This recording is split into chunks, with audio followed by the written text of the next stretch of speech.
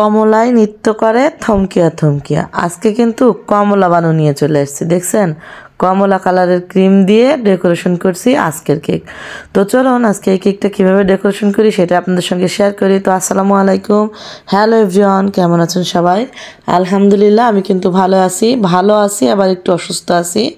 তো তারপরেও ভিডিও বানাতে হবে, ভিডিওতে ভয়েস দিতে হবে, দিচ্ছি। গলার ভয়েস কিন্তু একেবারে ভালো না, গলা শুনে বুঝতে পারছেন গলাটা একদম ঠান্ডায় বসে গেছে আর অনেক কষ্ট হচ্ছে। তার ভিতরেও কিন্তু ভিডিওতে ভয়েস দিচ্ছি, কিচ্ছু করার নেই। যাই হোক, এখানে 2 পাউন্ডের একটা কেক নিছি, ভ্যানিলা স্পঞ্জ কেক। কেকটা কমলা বানু বলছি কেন জানেন? কমলা কালার ক্রিম দিয়ে আসলে কেক ডেকোরেশন করা তেমন হয় না। তো আজকে কি মনে হলো যে আজকে করি, তাড়াহুড়ো করে করছি কেকটা ছিল আমাদের পাশের বাড়িতে, আমার একটা দেওরের ছেলের জন্মদিন ছিল। তো ওর জন্য ভাবছিলাম নিব না, আমি যেহেতু অসুস্থ আমি নিব না ভাবছিলাম। তো তারপরেও নেওয়া ছিল বলে করতে হয়েছে। তো এই তো কেকটা এখন আমি ক্যাম্পুট করে ফ্রিজে রেখে দিছি। কেকটা কিন্তু লেয়ার কেক ছিল না, তো এই তো করে নিছি।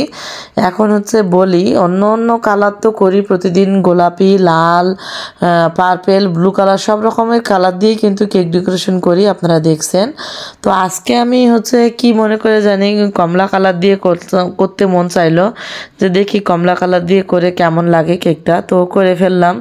আর আজকের এই ক্রিমটা মানে এই যে ক্রিম দিয়ে ডেকোরেশন করছি, ক্রিমটা যে এত সুন্দর স্টিপ হয়েছে, মানে খুব তাড়াতাড়ি আমি হচ্ছে ফিনিশিং আনতে পারছিলাম। আর ক্রিম এখন যেহেতু শীতকালে কিন্তু ক্রিম খুব ভালো স্টিপ হয়, তো সেই হিসেবে ক্রিমটা কিন্তু অনেক সুন্দর হয়েছে। আর ডেকোরেশন করতেও আমার একটুও কষ্ট হয়নি। তো আমার শরীরটা ইদানিং খুবই খারাপ, মানে সপ্তাহখানিক হলো আমার শরীরটা খুবই খারাপ। তারপরেও আমি ভিডিওতে ভয়েস দিচ্ছি, মানে কেমন একটা জানি লাগছে গলাটা, তারপরেও দিতে হচ্ছে, কেননা ভিডিও যেহেতু আমি আগে থেকে রেডি করে রাখি না তাই দিতে হচ্ছে, তো দিলাম। তো এই তো এখন হচ্ছে কমলা কালার ক্রিম দিয়ে কিন্তু ডেকোরেশন করছে, দেখতেই পারছেন। আমি 6B নজল দিয়ে প্রথমে এই ডিজাইনটা দিছি, তো আমার একটু ভালো লাগেনি, তো তারপরে কিন্তু তুলে ফেলছি, দেখছেন। তো তারপরে আবার একটু অন্যরকম করছি, একটু প্যালেট নাইপে করে কমলা কালারটা ভিতরে দিয়ে দেখেন কিভাবে কি করলাম। তো এইভাবে আমি আজকাল করি, আমার ভালো লাগে খুবই মানে এটা দেখতে আমার খুবই ভালো লাগে আর করতেও ভালো লাগে, তো করে ফেলছি। আর এখন হচ্ছে 6B নজলের ভিতরে আবারও সেই কমলা কালার ক্রিমটা ভরে কিন্তু আমি এই ডিজাইনটা দিছি। আর এই ডিজাইনটা দিলে যে এত সুন্দর লাগে, মানে আমি ইউটিউবে অনেকবার দেখছি এই ডিজাইনটার, মানে কেকের ডেকোরেশন আমি অনেকবার দেখছি। আর আমি যতবারই করি আমার কাছেও কেন জানি না খুবই ভালো লাগে। তো আজকের কেকটাও কিন্তু আমি এভাবে ডেকোরেশন করে ফেলছি, দেখছেন।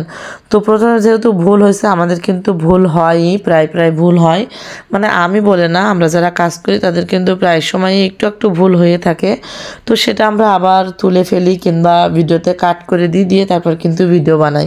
তো প্রতিদিন কেকের ভিডিও বানাতে কিন্তু আমার অনেক ভালো লাগে। আর কেকের অর্ডার আসলে আমার না অসম্ভব ভালো লাগে, যেহেতু আমার কাজ এটা যদি আমি প্রতিদিন পাই তো আমার খুবই ভালো লাগে। কিন্তু দুঃখের বিষয় কি জানেন, প্রতিদিন আমি অর্ডার পাই না, এটাই হচ্ছে দুঃখের বিষয়।